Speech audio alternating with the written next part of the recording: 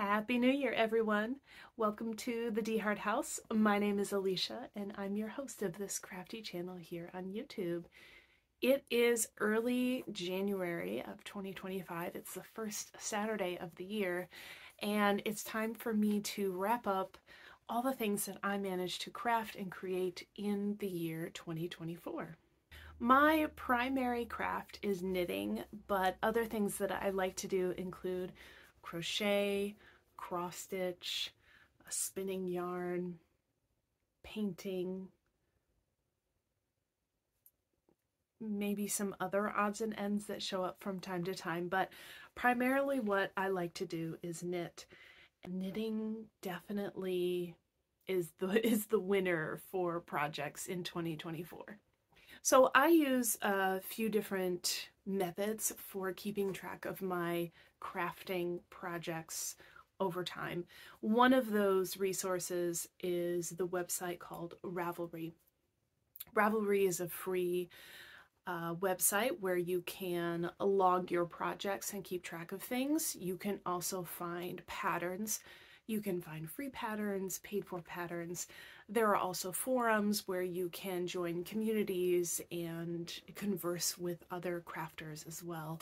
Ravelry is a website that I really like to use, although it does have some accessibility issues, and I want to acknowledge those here. It's not a perfect website, but it works for me, and so therefore I do use it. I keep track of all my projects on Ravelry. I'm trying to be better about logging them when I actually start them. Sometimes what happens is I go into Ravelry to update it once I finished it, and I go, wow, I never made a project for this thing. And that's definitely something I want to get better about. But if you want to take a look at any of my projects, you want to follow along with things, my username on Ravelry is AlittyKnitsToo, and you can feel free to friend me, follow me, whatever. I try to take some notes on things with projects. If there are things I want to write about the fit of something, or if I struggled with the pattern, or if I made modifications, it's another thing I want to get better about, is providing those things in my project pages. I know that I really enjoy when other people add notes to their project pages, and it helps me decide if a pattern is going to work for me. So I want to contribute in that way as well. Another resource that I use to log my projects is just a generic spreadsheet. So this past year I kept a private Google sheet, and I would add a project in there, and then I can use the formulas and functions in the spreadsheet to add up all the totals of things, and I can resort them based on the different ways I've categorized them, like a knitting project versus crochet project, and I can reorganize my projects that way and kind of get a sense of what's going on. Another resource that I like to use is just a good old-fashioned paper journal, and this was my primary method of tracking for 2024. Like I said, I did use Ravelry, but I wasn't perfect at going in and starting a project on there the day that I started a project, and the journal was just kind of a little bit easier.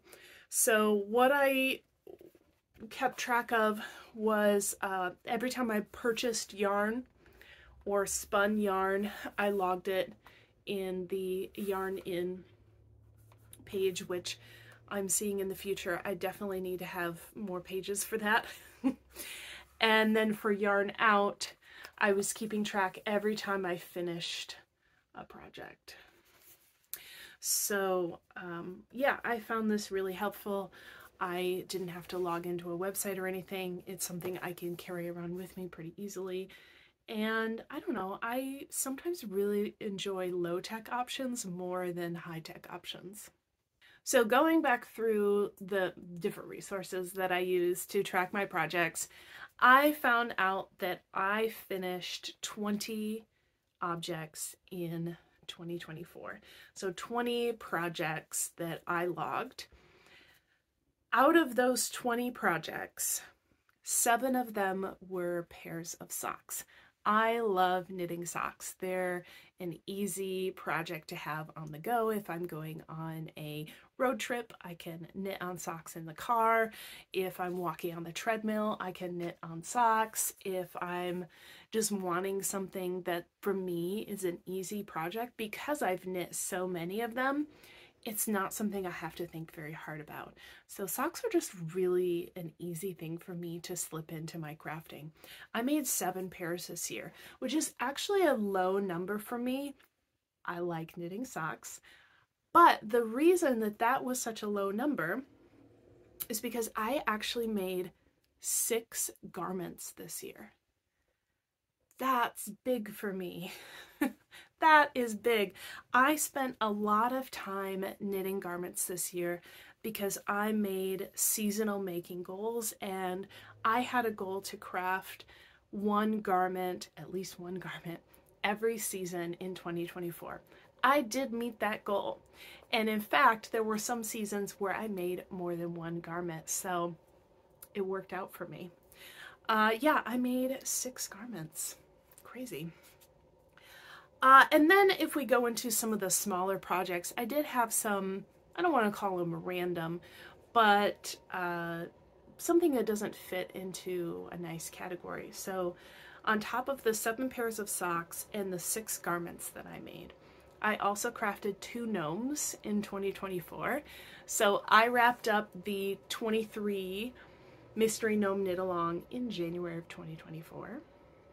And then in December, I actually kept up with the Mystery Knit Along. So I actually made 2 gnomes in 2024.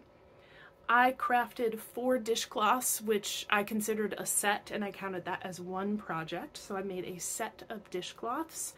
I also made a set of scrubbies for the kitchen. So I used a 100% nylon yarn, and oh, that was a crochet project. I forgot about that. Crocheted up some scrubbies, and we're using them in the kitchen. So I made a set of 3. Again, I counted that as one project. I made a, here's another crochet project. I made a basket out of some worsted weight acrylic yarn in my stash. I held multiple strands together, used a big crochet hook, and made a basket. I also made 1 piece of wall art. So I crocheted the pattern was called mandala, I think, but a mandala, and then mounted it onto a metal ring, and it's hanging up in my bedroom as artwork on the wall. It's basically a fancy doily, and I used 3 different colors of yarn to create somewhat of a gradient through the colors. And yeah, all that adds up to 20 finished objects for 2024. I did manage to finish 2 hand-spun yarn projects in the year, which is a pretty low number of spinning projects.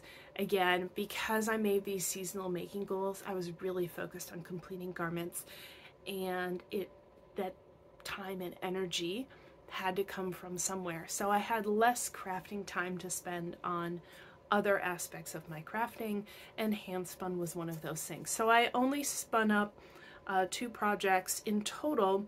That brought 674 yards into my stash. I did count that yardage in my yards in category because that's the way I had defined it at the start of the year. I wanted to know what all was coming in, and then I wanted to know what all was going out, because I made another goal to use more out of my stash than what I brought in. And let me just tell you, so yards that came in, so I'm counting all of this through by yards, not weight, is anything that I purchased. So yarn that I purchased or was gifted to me. If it was not previously already in my house and it came into my house, I counted it. I also counted yarn that I created. So if I spun yarn and counted the yardage, it counts as coming into the stash now because it's now yarn that I can craft with. So in total, yards of yarn that came into the stash for the whole year of 2024 was 9,958 yards, which is quite a bit. I did not buy as much yarn as I think I usually do, because I was thinking about this goal and I was really trying to meet it. And by knitting a bunch of garments, my hope was that that would kind of be easy, because garments use a lot of yarn. But it was close. It was very close trying to meet this goal.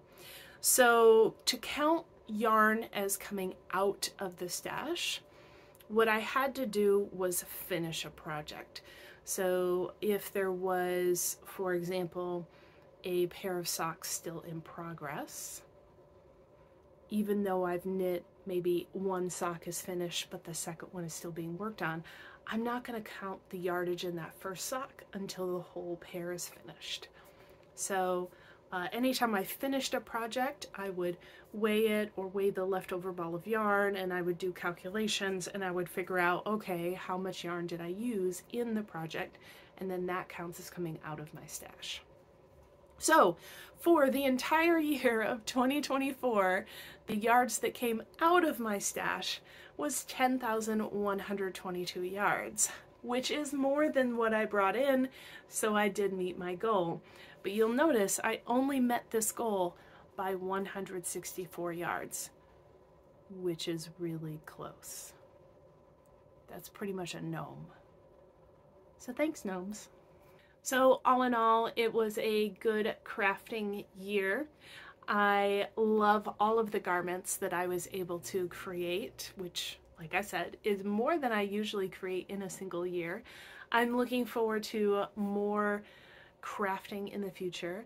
I have set up a slightly different set of goals for 2025, and if you're curious about that, I'll put a link to that video down in the description box so you can check it out.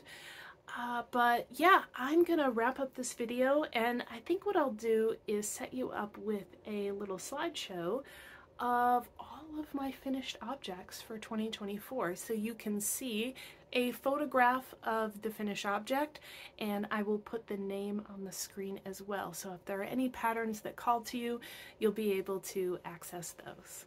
Thanks for tuning in, and I'll see you next time. Bye.